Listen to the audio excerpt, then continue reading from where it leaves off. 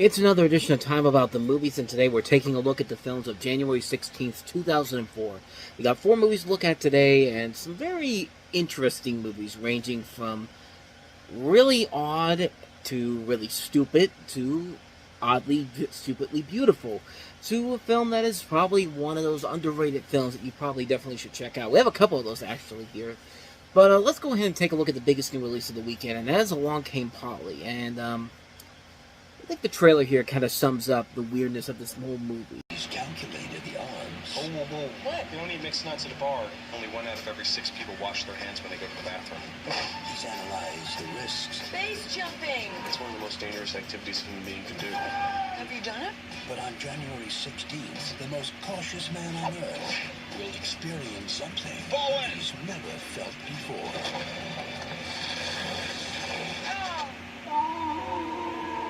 Along Came Polly, rated PG-13.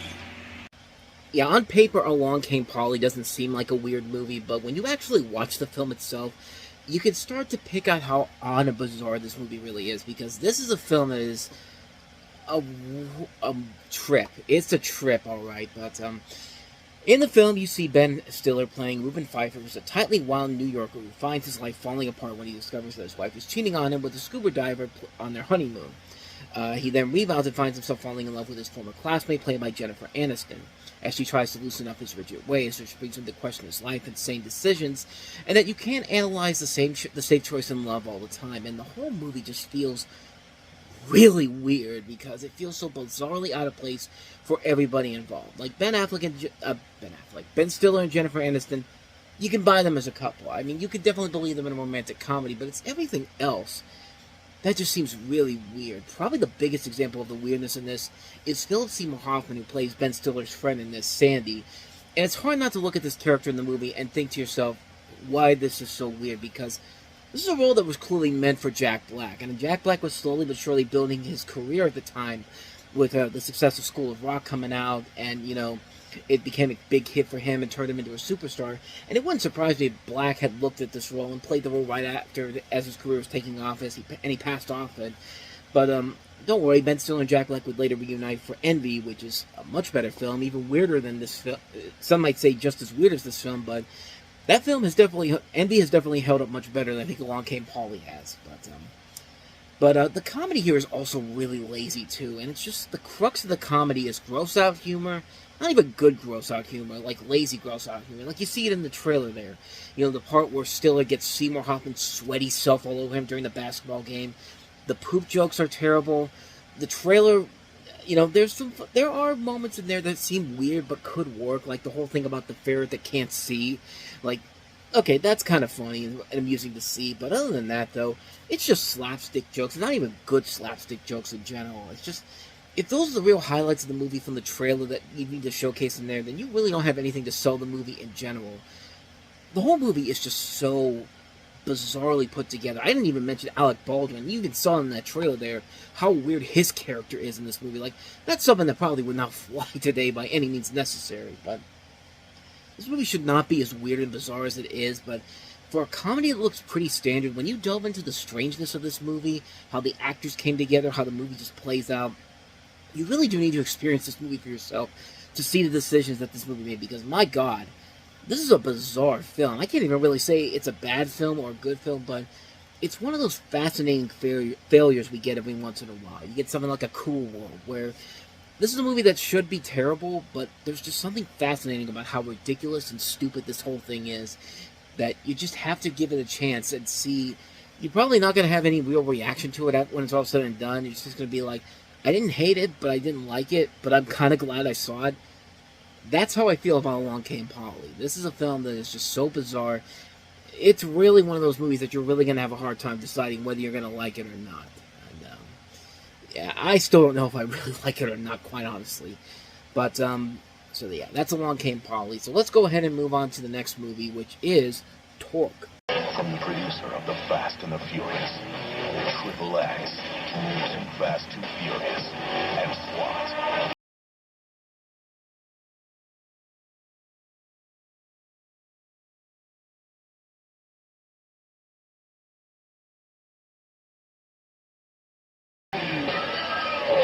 You're messing with my good nature. You're in my way. Thor, rated PG-13, starts Friday, January 16th. Just when you thought Biker Boys was bad enough, here's another Fast and Furious clone, and made by the same people who made the Fast and the Furious, and apparently they're self-hating because there's a lot of negativity against the Fast and the Furious in this movie. It's like the producer of this movie hated making the Fast and Furious movies and thought, you know what, I'm going to add my negative opinions on those movies in this. And somehow it makes the movie even worse than it has any right to be, because this is the Fast and the Furious done horribly wrong.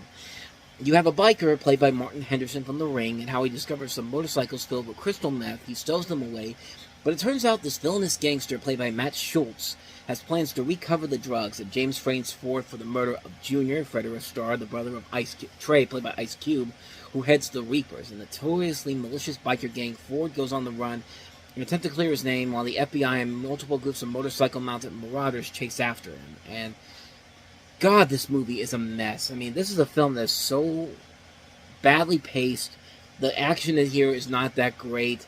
There are scenes in this movie that are so stupid and put together, and you could just tell that this whole movie has stuff in here that would never happen in real life. Like, there's a scene where they go have a motorcycle race in the middle of the desert, and you have all these people who are like Fast and Furious extras out in the desert barbecuing. Like, why would you go all the way out to the desert for that? Like, and who's barbecuing during the daytime in the desert? Like, can you imagine how hot it was that day when they decided to do this? But it gets even stupider from there, because there's bad dialogue in here. The action sequences are so over the top and ridiculous. There's too many TNA moments. Like, there's a scene where a woman is walking around the city, and then these motorcycles go through, and they're apparently so fast that they can blow this woman's sundress all the way up, and she's wearing like skipping lingerie. It's just like, you're a hooker at this point. Like you could pretend like you're doing that because you feel like you should, if you're not a prostitute or anything like that. That woman was going out to do some shady shit. I'm sorry. It's just like this movie is so poorly put together that, like, Biker Boys. But here's the thing with Biker Boys was just bad for its own reasons. It was a film that was so blandly put together. Obviously was trying to knock out Fast and the Furious, but the beautiful thing about Torque is that it's beautifully horrible. Like, this is the definition of a so bad it's good type of movie. You look at this movie and you're just like, oh my god, what the hell were they thinking when they made this? And, like, you can tell that nobody in this movie gave a crap about what they were trying to do in terms of telling a story. They just wanted you to have a good time for how silly it is. They put it on in January, for God's sake. I mean, it should tell you right there how they feel about this movie. This is a bad film, but it's a so bad it's good type of film. It's the type of film that you look at and you think to yourself, wow, this is the perfect definition of a guilty pleasure film, because it is such a mess on the direction, the writing, the storytelling, the acting, the action sequences, everything, the sense in this movie. It just doesn't work here at all, and I love it for that. I love how stupid this movie is, and I gotta give it credit for being as stupid as it is. What more can I say, man? Torque is one of those guilty pleasure films. It's a terrible film, but I love every single moment of it. So, yeah, let's go ahead and get to some good movies for once. Films that actually are worth it. Such as this first movie we have here, a rare Disney January release. So obviously the movie must be bad, right? Let's see what Teacher's Pet.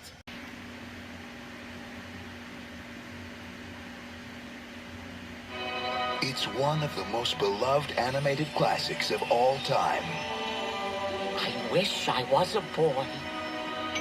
Is that you, dear Blue Fairy? But that's another movie. Ow, you're hurting me, dear Blue Fairy. How many times I gotta tell you, dog breath, I ain't no fairy!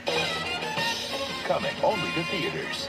Is it really you? In the fur. Disney's Teacher's Pet. World, here I come. I gotta be a boy. The musical tale of a dreamer In with the dream again. It's not enough you dress up like a boy and go to that cockamamie school every day. who was so over being Rover Be a good doggy. This really stinks. You should smell it from down here. until one day Dr. Ivan Crank claims he can turn animals into dumb human beings just like you. It's my dream come true. now he's taking a chance I gotta meet that man. and unleashing the power of his inner boy. Spot!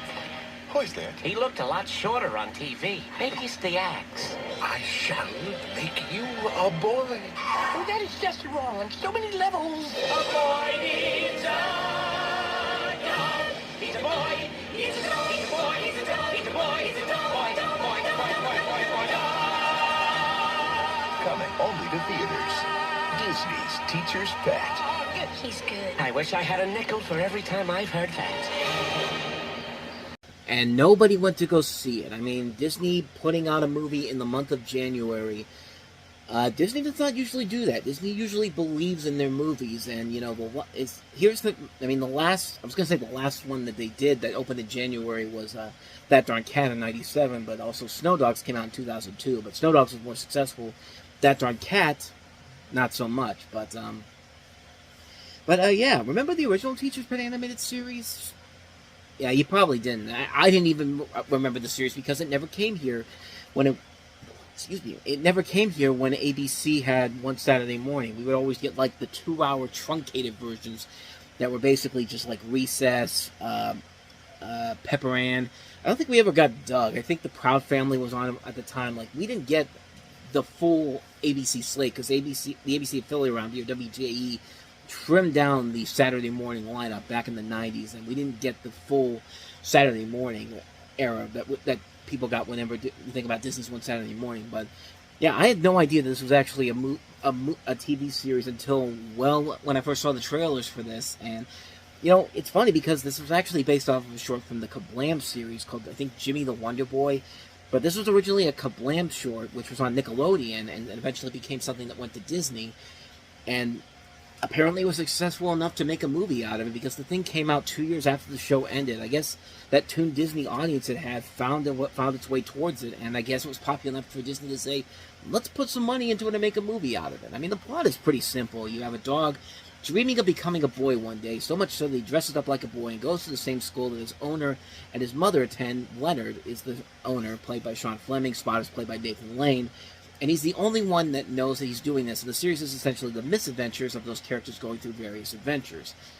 But you have the movie here, and that's basically the continuation of that. And it's serving pretty much as the final episode because, Leonard and his mother are going down to Florida for this finals that his mother's in. But they need to leave Spot behind. And unknowing to Mrs. Helperman, Spot has been masquerading as a boy. Scott had been a star pupil. Spot wants nothing more than to be a real boy. And he sees a way to do it with this mad scientist played by Kelsey Grammer, who appears on this Jerry Springer-esque show. The host played by Jay Thomas. And Crank thinks he can turn animals into humans conveniently. The lab is right down the street where the Helpermans are staying, and so Spot asks Scott and the rest of the family convince Mary Lou to take him along. Spot becomes a man, but discovers it's not everything that he dreamed of after all. And that's the big thing about this movie, because the whole thing is that he wants to be a boy, but unfortunately, because in dog years, he's actually aged more, so he's basically a man. And it's a really damn good movie. Even if you've never seen the television series, you can find a lot to admire about this movie. I mean, this is a pretty damn good movie. There's so much to admire about the film. The animation, I think, gets a gigantic upgrade. The original TV animation didn't look too bad, but you could tell the animation here is much more smoother, more vibrant, more colorful, has more mobility to it than the TV series did. The music overall is really good as well. There's a ton of catchy songs in this film. The comedy is really solid. The jokes are very good. They do a lot of homages and parodies of classic Disney movies. A good voice cast. Nathan Lane's perfectly cast as Spot. Sean Fleming works as Leonard. Kelsey Grammer's the bad guy. Like I said, Jay Thomas, Jerry Stiller, and David Ogden Stiers. Deborah Jo Rupp, Estelle Harris, Wallace Shawn, Paul Rubens, Megan Mullally. But the best aspect I found about it was the overall story and the element of surprise that it brought to it. The main focus of the show was for Spot to finally become a human boy, and he does, but not in the way you think. And I like it. I like how they explain it. It does kind of go on a little bit, but it does have a nice climax at the end to it that kind of evens it out in the end. So the unfortunate thing is that the film, I could see why the film bombed at the box office, and it failed miserably, bringing back only $6.5 million off of a $10 million budget. And a couple reasons. One, 2004. We talked about it before. 2D animation was pretty much dying out of the box office at the time, and 3D animation was taking over. So Teacher's Pet ended up being one of those box office casualties. And I said before, the series never really gained that much of a following that many of the other Disney animated shows did. Like the Recess movie. Recess was a popular show, and it made sense to make a movie off of that. Doug was a successful show, not just on Disney, but Nickelodeon. It made sense to make a movie off of that. You can make the argument that Teacher's Pet is the first animated movie based off of a property that didn't have a big following to it. Another example of that would be the Shaun the Sheep movies, which are great. Those films are great as well. I think those are much better than this, but lastly, it didn't help that the movie opened up in mid-January, and like I said before, most family films don't do well at all in January, and it felt like Disney was dumping it out because they knew it wasn't going to make any money, and it's a shame because the film really is good, and it certainly kicked the crap out of the movie that Disney was so proud of, Home on the Range, and we'll get to that one later on, because that's the film that literally killed Disney animation for a bit there, but this... I love this movie. It's got the laughs, it's got the great animation, great music, great story. Everything about it just works. It's a film that, even if you've never seen the TV show, you still can find so much to admire about this movie. It's a great film. I can't recommend it enough. Seek this one out if you can find it. If it's not, it should be on Disney Plus. I think it is, but if you can find a DVD version of it, I'd highly recommend checking it out because it is indeed worth the watch. So that's Teacher's Pet. Let's go ahead and move to last film, which is another underrated animated film that came out in, I guess this is the American release of this, Tokyo Godfathers.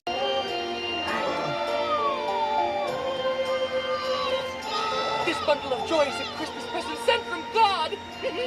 She's our baby now.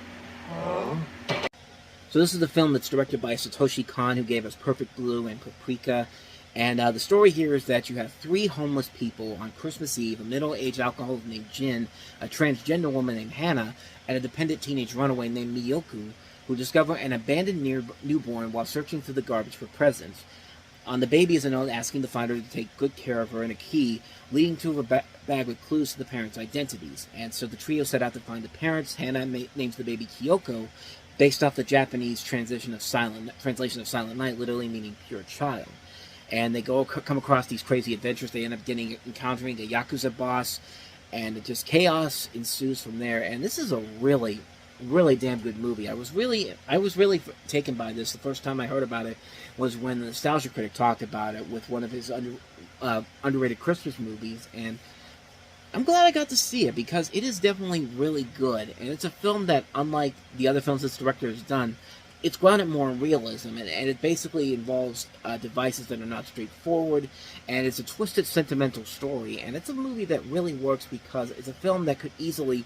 This is something that could possibly work in live action. Like, I always talk about how animation is kicking the ever-loving crap out of live action, but this movie is definitely one that could easily be a live action film, and I think could work very well if you got the right people involved with it, and you didn't change the tone of it. But it is a really heartfelt film. It's nicely animated. You do really get behind these characters, and you want them to find the parents of this kid. And it's a really engaging storyline. It delivers everything you can ask for and then some. It really is an underrated little gem. I was so glad to find it a couple years ago, and I'm glad that I got a chance to see it. I check it out every Christmas, every once in a while. It's a film I really do recommend checking out. If you haven't seen it, I highly recommend it. Tokyo Godfathers. Seek it out. You will not be disappointed by it by any means. And so with that said, we wrap up another edition of Time About the Movies. We got two movies to look at next time around. Ashton Kutcher and Amy Smart in The Butterfly Effect, and also Josh Duhamel, Kate Bosworth, and Topher Grace in Win a Date with Tad Hamilton. So we'll take a look at those two movies next time, but until then, thank you so much for watching, and if you want to see more videos like this, please hit the playlist on the next page, check out the previous episode, and also don't forget to hit the like and subscribe button if you want to see more videos like this on this channel. And I should also say that later tonight on this show, on the Reviewing Network Live channel, there'll be a Wednesday episode looking at my best and worst movies of the year so far. That's going to be posted as soon as I post this up. But go ahead and check that out. I'll leave a link in the corner so you can go check that out. But check that out. I'll see you guys tomorrow for another episode of this show. So thanks for watching. And until then, take care.